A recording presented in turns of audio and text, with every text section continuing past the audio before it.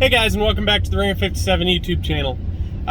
Just wanted to touch base on why I haven't been posting many videos lately.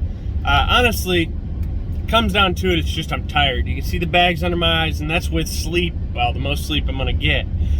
See, I work from, it's currently 3:40 in the afternoon. I'll be at work at about 4:15, clock in a little bit after that, and work from 4:30 until 3 in the morning.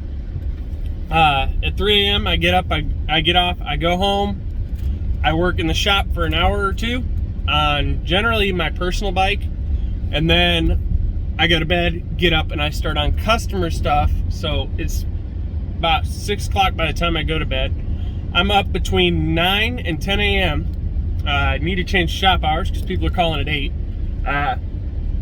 Between 9 and 10 a.m. I'm up working on customer stuff until generally right around now. I literally just got done, closed up shop, and I'm headed to work. So I'm only getting 3, maybe 4 hours. Damn, that's shaky. 3, maybe 4 hours of sleep a day. So videos are real hard to do. Editing time just doesn't exist. I'm trying to race at the same time, which I might need to take a break here from racing. Not really a point in beating down my bike right now with what's coming up, and I really ain't got the time or money. I need to do some financial turning around of myself. I've eaten through a boatload of cash in the last couple months, getting the bike ready, getting the business going, everything, switching jobs. So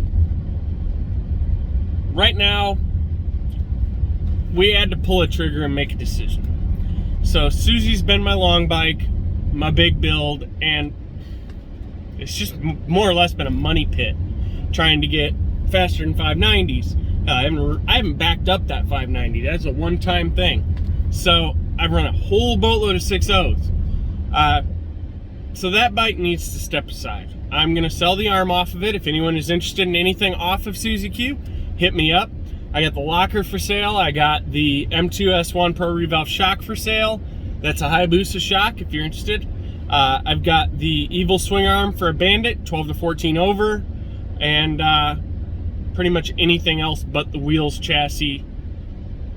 I might sell the fuel injection setup. It's not optimal. It could probably be wired up a whole lot simpler for someone who just wanted to do a motor build or a turbo build. But I could sell that. I got 2 micro squirts I could sell. And at some point, Susie will get put back together as a stock wheelbase Bandit with factory harness, factory CDI, and probably a set of RS flat slide carbs. Maybe some electrons because the head's so damn big, and a stock exhaust. So I probably will sell the Sidewinder off of it too if anyone was interested in that. The Hayabusa, we just got through switching it to E85. Chad Wright will have that on his channel at some point. He's a little behind on putting out videos. He has a delay in his, whereas mine are usually same day, just so that he can take some time away and still post on a fairly routine basis, which makes sense, but I just don't have the time to do so. So on Team Righteous YouTube channel, you can check out anything and everything you want to see on Dragonfly coming up. We did get a freaking tow rig to pull behind my truck, toter car hauler, freaking toy hauler. So we have air conditioning at the track. That's nice. But really, I've just been fading into the background. 57 Motorsports is busy. We've got a customer bike that just came in that's getting abandoned just due to the fact that it's not worth fixing. I've got Chad's bike in there. We are waiting on parts to put that back together after it detonated and just, well, detonated. It just freaking hand grenaded. It dropped a valve. I've got a pocket rocket in there, waiting on a carburetor. I've got my bike in there, endlessly getting torn into. I had an injector plug up, so I had some weird noises, so I was checking everything, and then I finally thought, I should look at the injectors. Oh, look, one's not flowing right. So they're off getting cleaned. Chad's crank is off getting polished and measured, because when he exploded his engine, there was a risk that metal could have gotten into anything and everything, so we're throwing all new bearings in it, just so it doesn't explode or spin a bearing or do something stupid. And what else do I got? I got a 06 Hayabusa engine coming in tomorrow. Just an engine. Real nice customer bringing it in like that. For a transmission. We do carry a back cut second gear transmission for the Gen 1 on hand. I'm getting some shift forks on hand, so anyone who needs next day would be best, but I can same day for a premium. Next day service, transmission swap, you lost second gear, it's jumping, skipping. I can get that knocked out. And worst case, if I don't have the trans on hand, say I just did one, you're looking at 5-day turnaround for me to frickin' split it, get the trans back cut, get it back in. Not a huge deal. We got welded clutch mods on hand now, so these guys showing up with stock boozes to the track and trying to figure out why they're wheeling or bogging and can't find an in-between. We're set up to put them together. XHD springs on hand to be able to step them up.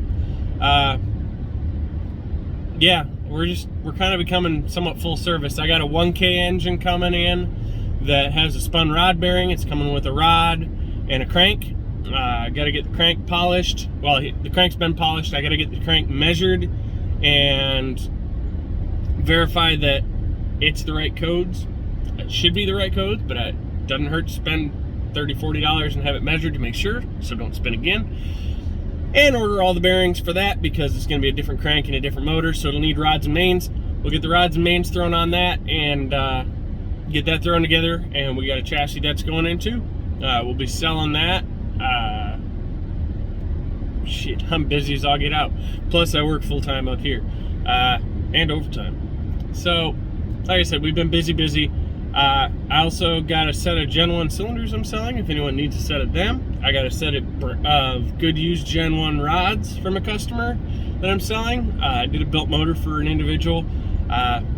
He didn't want his parts afterwards, so I've got a set of rods and a set of pistons sitting around and a set of perfect set of Gen 1 cylinders. Yeah. So we've been busy, but not busy, but busy. We've been busy. Just simply put, I've been busy. I'm a little hyped up on caffeine because I did go to bed at 6:30 this morning and I was up at 9 and then passed back out, woke up at 11:30 freaking out and had to run to a machine shop and then run and drop my injectors and then run home and clean up the shop and get prepped for this trans tomorrow because this is going to be a 10 a.m. scheduled arrival, 2-hour turnaround to split the cases, swap the trans, shift forks, put it back together and have him out the door. And that gives me a 2-hour buffer, so I got 4 hours to do it if he shows up on time. But I'm only billing 2 because it should only take me a little less than 2, right at about 2, to flip it, split it, stuff it, put it back together, and send it on its merry way. He's supplying all the parts, so that's nice. But yeah, so I'm off to work. I do apologize that the content's falling off. I know a lot of you guys liked watching my channel. I still see a lot of comments and a lot of new subscribers coming in. Welcome to the channel. Thank you for subscribing. Hopefully, as I stabilize with this night shift switch, vibrate, little bumps. As I stabilize through the night shift switch, I will be able to get more steady with the content. I'm going to try and do a time lapse of that split tomorrow and get that up. No guarantees, but I'm going to try. And we'll go from there. Hopefully that's a good video. It's a fairly simple split. You blow the stator case, stator cover off, clutch out, loosen up the cable retainers inside the clutch housing, starter drive off, starter off, breather off, all the top bolts, flip it, pan off, pickup off, balance shaft, counterbalancer, the balance shaft out, last 8 mil there, split all the 12 mils off, 114 in the corner, pop the case, take that half of the case, pull the shift shaft cover off. You're going to remove some screws in there that retain the plate behind the mechanism that holds the shift fork shafts in.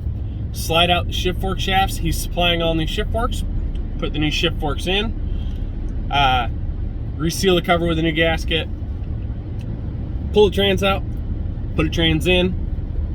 Put the case back together with silicone in the appropriate placement. The manual shows you the proper placement. You don't need to smear it everywhere. You'll screw things up. Put all the side cases on and get it out the door. So it's pretty easy. It's just, you gotta have a rhythm to it. Anyway, this is going on a 10-minute video. Thank you for watching. Thank you for liking, subscribing, comment, whatever. If the channel decides to take off again, we've been maintaining a pretty steady 230 hours of watch time a month without much posted. So if it takes off on another shot upward, I'll start posting every day again. But YouTube algorithm kind of screws with that. Some days it pushes you, sometimes it doesn't, even if your videos are good. So thanks for watching, guys.